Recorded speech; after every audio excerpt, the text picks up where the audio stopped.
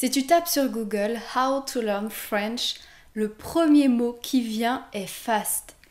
How to learn French fast.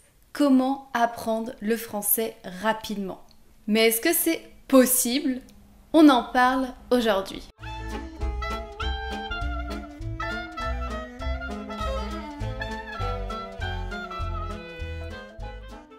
Salut, j'espère que vous allez bien. Moi c'est Manon pour Oh là là French Course, mon école de français en ligne. Aujourd'hui, on va voir si c'est possible d'apprendre le français rapidement et si oui, comment faire. J'en suis sûre que tu as déjà recherché une solution miracle pour apprendre le français rapidement et facilement. Et est-ce que tu as trouvé cette solution miracle? J'en doute, je ne pense pas. Enfin, si oui, partage-nous-la en commentaire. Avant de commencer, je t'informe que les inscriptions pour les cours en groupe que je propose sont ouvertes. Donc si tu veux apprendre le français agréablement et efficacement, je t'invite à rejoindre les cours en groupe que je propose qui commenceront très bientôt, la semaine du 12 septembre. Ce sont des cours 100% en ligne où on travaille toutes les compétences orales, écrit, lecture et écoute. On apprend du français général, c'est parfait si tu souhaites vivre en France ou que tu vis déjà en France et si tu souhaites t'exprimer plus naturellement en français et profiter de la vie à la française. C'est un programme de 3 mois où tu seras dans un petit groupe avec un prof attitré. Donc si tu veux plus d'informations sur ces cours en groupe, tu peux trouver le lien en description. Est-ce que c'est possible d'apprendre le français rapidement? Ça dépend. Je sais que vous n'aimez pas cette réponse, mais c'est vrai. L'apprentissage du français n'est pas linéaire. Ce n'est pas une ligne droite qui part du bas vers le haut. C'est plutôt une sorte de courbe qui monte, qui redescend et qui remonte. Quand on y réfléchit, apprendre le français rapidement. Apprendre une langue, ça se sait, c'est un processus long. Et tu veux réaliser ce processus qui est long rapidement. Pour y arriver, il faudra alors consacrer tout ton temps pour le faire. Pour réaliser quelque chose qui prend beaucoup de temps, on doit donner du temps en échange. Imaginons, situation A, pendant 2 mois, tu consacres 1 heure à l'apprentissage du français par jour. En 2 mois, ça fait 60 heures consacrées au français. Situation B, pendant 2 mois, tu consacres 10 heures par jour à l'apprentissage du français. Ça fait 600 heures consacrées au français pendant ces 2 mois. Forcément, la situation B va te permettre de faire plus de progrès plus rapidement en français. Mais c'est rapide parce que tu y as consacré énormément de temps.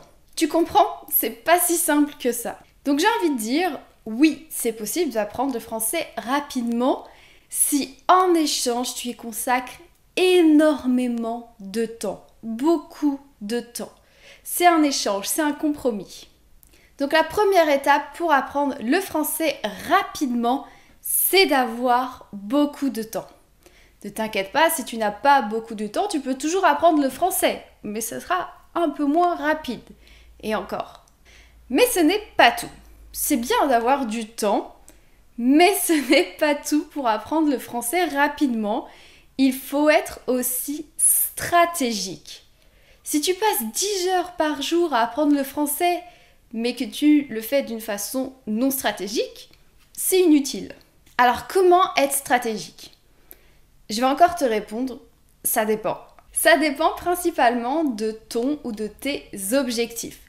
C'est pas pareil pour tout le monde. L'apprentissage du français n'est pas quelque chose de linéaire. Donc si ton objectif c'est de trouver un travail en France, ta stratégie doit se concentrer sur l'atteinte de cet objectif. Par exemple, ton objectif c'est de pouvoir voyager en France et donc de savoir te débrouiller en français. Toi pour l'instant on va dire que tu es un faux débutant, tu sais dire 2-3 phrases en français mais c'est tout. Quand on voyage, on doit être capable de se débrouiller dans plusieurs situations. À l'hôtel, par exemple, il faut savoir réserver une chambre. Pour ça, il faut savoir connaître du vocabulaire spécifique. Il faut savoir donner ses coordonnées, il faut connaître le vocabulaire de l'hôtel. Il faut aussi connaître de la grammaire spécifique, comme le conditionnel de politesse par exemple, ou le présent et le futur, etc. Il faut aussi savoir demander des informations, etc. Tu vas aussi devoir te débrouiller au restaurant en français.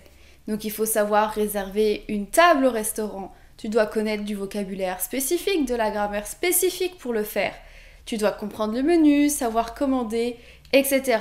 Et tu dois aussi savoir débrouiller dans les transports en commun, dans un lieu touristique, et aussi connaître la culture et les codes culturels du pays.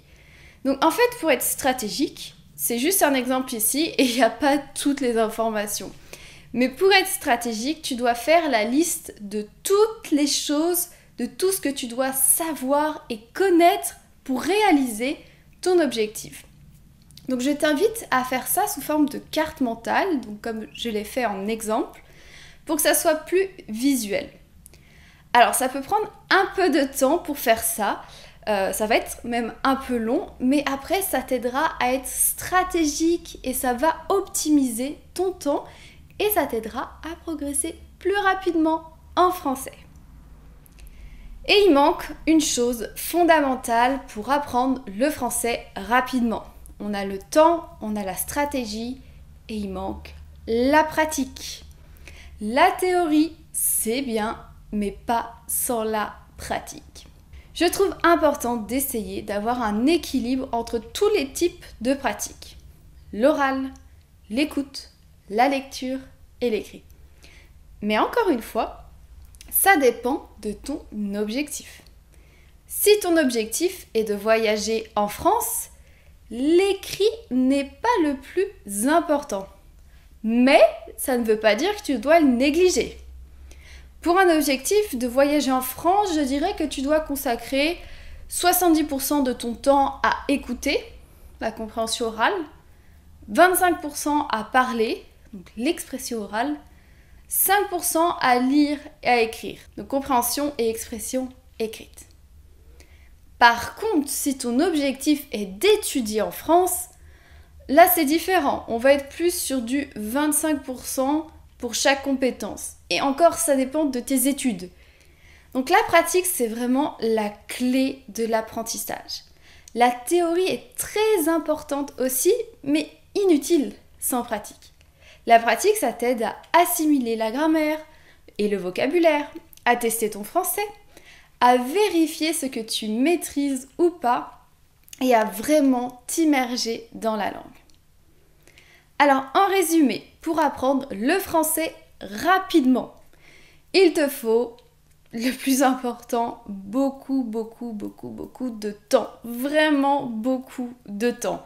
C'est pas possible sinon, impossible. Il te faut aussi être stratégique pour que ce temps soit optimisé et il faut aussi que tu pratiques. Voilà les 3 clés pour apprendre le français rapidement. Mais sans la première, sans avoir beaucoup de temps, c'est pas possible d'apprendre le français rapidement. En vrai, c'est mon avis personnel, mais je ne pense pas qu'il faut commencer l'apprentissage de n'importe quelle langue avec cette notion de rapide. Apprendre une langue, c'est un voyage vraiment infini. On apprend tous les jours et même moi qui suis française, j'apprends encore de ma langue. Et apprendre une langue, ça se savoure. On prend son temps, on s'écoute soi-même, on s'amuse. Et avoir cette idée d'apprendre rapidement, je trouve que ça met une pression et une frustration qui peut gâcher l'apprentissage. Dis-moi si tu es d'accord en commentaire et ce que tu en penses. Est-ce que tu penses qu'on peut apprendre le français rapidement? Est-ce que tu penses que c'est une bonne chose? J'ai vraiment envie de connaître ton avis sur la question. Voilà, j'espère que ce contenu t'a plu. N'oublie pas que si tu veux apprendre le français avec Oh là là French Course, les cours en groupe sont ouverts. Le lien d'inscription est en description. Pense aussi à aimer ce contenu et à t'abonner à ma chaîne si ce n'est pas encore fait. Et on se dit à très bientôt pour de nouvelles aventures. En français bien sûr.